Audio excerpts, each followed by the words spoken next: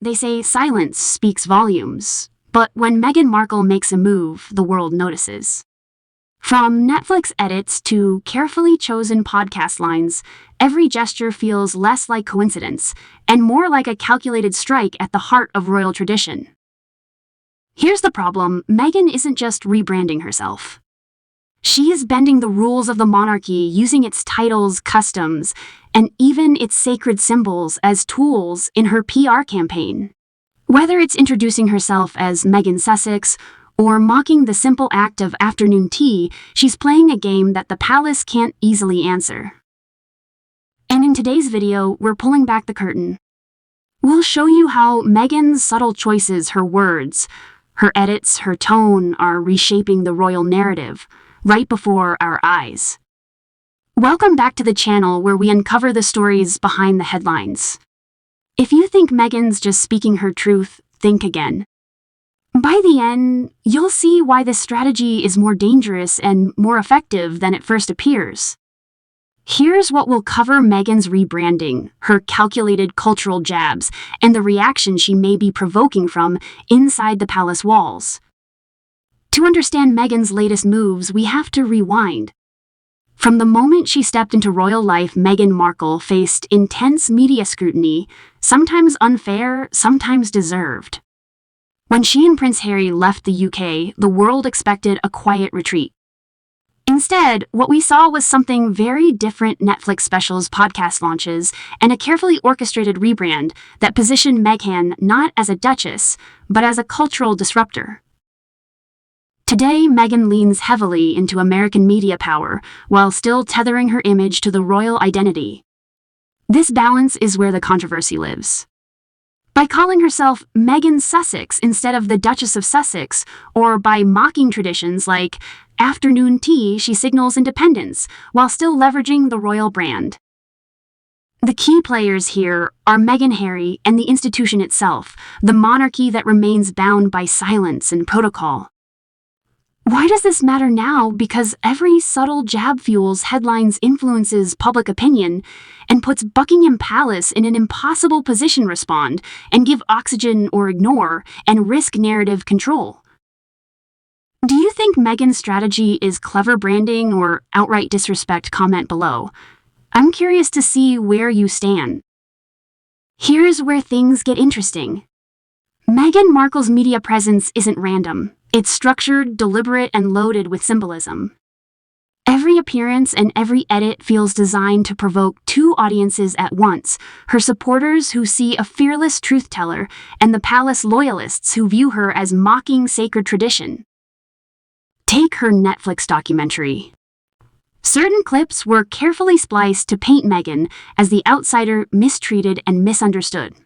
But eagle-eyed viewers noticed how the edits weren't just about her personal story. They also highlighted moments that painted the monarchy as outdated, stuffy, and cruelly rigid. In doing so, Meghan wasn't only defending herself, she was questioning the very institution's relevance. Then there's the podcast. Something as ordinary as afternoon tea, a beloved British ritual, became an opportunity for ridicule. Meghan exaggerated the gestures, the tone, the very idea of polite sipping to make it look ridiculous. For British audiences, this wasn't comedy. It was a swipe at a national tradition, one tied closely to the monarchy's image of poise and elegance. And perhaps the boldest move, introducing herself as Meghan Sussex. Not Duchess. Not Meghan Markle, but Meghan Sussex. This choice blends her personal identity with the royal title in a way that breaks every convention. Royals typically separate the person from the title, but Meghan fuses the two. The result, a rebrand that makes her both modern celebrity and royal figure on her terms. Critics say this is deliberate provocation, forcing Buckingham Palace into silence, while Meghan capitalizes on the drama. Supporters argue it's empowerment, Meghan owning her narrative after years of being silenced. But either way, the strategy works: her name trends, the headlines roll, and her brand strengthens. This isn't just storytelling. It's a cultural chess match. one where Meghan plays boldly while the palace remains bound by tradition. But what happens when cultural mockery collides with centuries of tradition? That's where the real tension begins. Let's break down the ripple effects of Meghan's strategy. On the surface, it looks like playful rebranding, but underneath it exposes fault lines within the monarchy, the media, and even public opinion across 2 continents. Meghan's decision to mock traditions like afternoon tea or to claim Meghan Sussex doesn't exist in a vacuum. Each move erodes the monarchy's aura of mystique. The royal family relies heavily on symbolism, the crown, the rituals, the centuries-old customs. By poking fun at these elements, Meghan reframes them as outdated props rather than sacred traditions.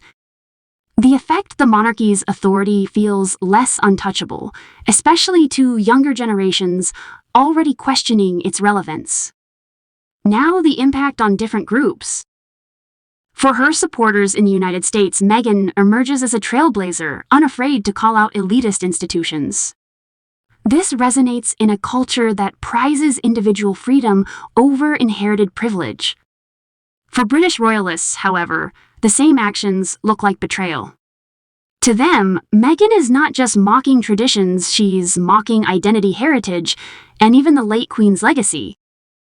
For the monarchy itself, the silence is both shield and shackle. They cannot respond without amplifying her voice. But the longer they stay quiet, the more her narrative dominates. Economically, Meghan and Harry's brand thrives on controversy. Netflix deals, podcast contracts, speaking engagements all gain traction when public debate surges.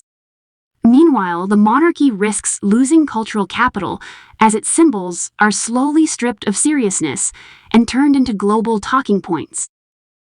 Socially, this divide deepens. Meghan becomes a rallying point for anti-monarchists, while hardline royalists grow ever more hostile.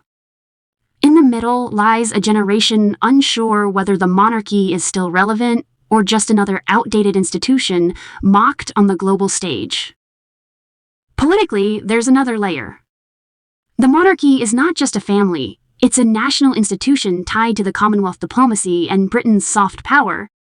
If Meghan can chip away at its symbolism abroad, she indirectly reshapes how the world perceives Britain itself. But here's the real question: has Meghan gone too far, or is she simply exposing truths the monarchy once hidden? Let's look at the bigger picture. This isn't the first time a royal or a royal spouse has challenged tradition. Think back to Princess Diana, who openly spoke about her struggles and reshaped how the public viewed the monarchy. Or even Wallis Simpson, whose relationship with King Edward VII led to a constitutional crisis and abdication. Each time the monarchy's rigid system collided with individual identity, and the results were seismic. Globally, this resonates too. In the United States, Meghan's rebellion feels like a Hollywood story, an underdog taking on an ancient institution. In Britain, however, the act hits differently. It's not entertainment, it's cultural defiance. Across the Commonwealth, reactions vary. Some see Meghan as exposing imperial legacies, while others believe she's undermining stability. The cultural implications run deep. Meghan's satire of royal customs turns centuries of tradition into memes digestible for a digital age that thrives on spectacle. For some, it's liberation. For others, it's sacrilege. And that's why this story isn't just about Meghan, it's about identity history and what happens when modern celebrity power collides with royal legacy. So what have we seen? Meghan Markle isn't just navigating post-royal life, she's rewriting the rules. By mocking traditions, reshaping her title, and using global media platforms, she positions herself as both celebrity and challenger to the monarchy's authority. The palace, bound by centuries of protocol, has no real countermove. Silence protects their dignity, but it also leaves Meghan's voice uncontested. Here's my take: Meghan's strategy is risky, but undeniably effective. She knows how to spark headlines, dominate narratives, and keep the monarchy on edge. Whether you admire her courage or see her as disrespectful, one thing is clear: she understands the power of perception better than most. But now I want to hear from you. Do you think Meghan is exposing outdated traditions or deliberately undermining them for profit? Drop your thoughts in the comments, I'll be reading. And don't forget to subscribe if you want more deep dives into the stories shaping culture and power. Up next, we'll explore how Prince William is quietly preparing his own counter-strategy. You won't want to miss it. Join thousands already following this channel for unfiltered royal analysis.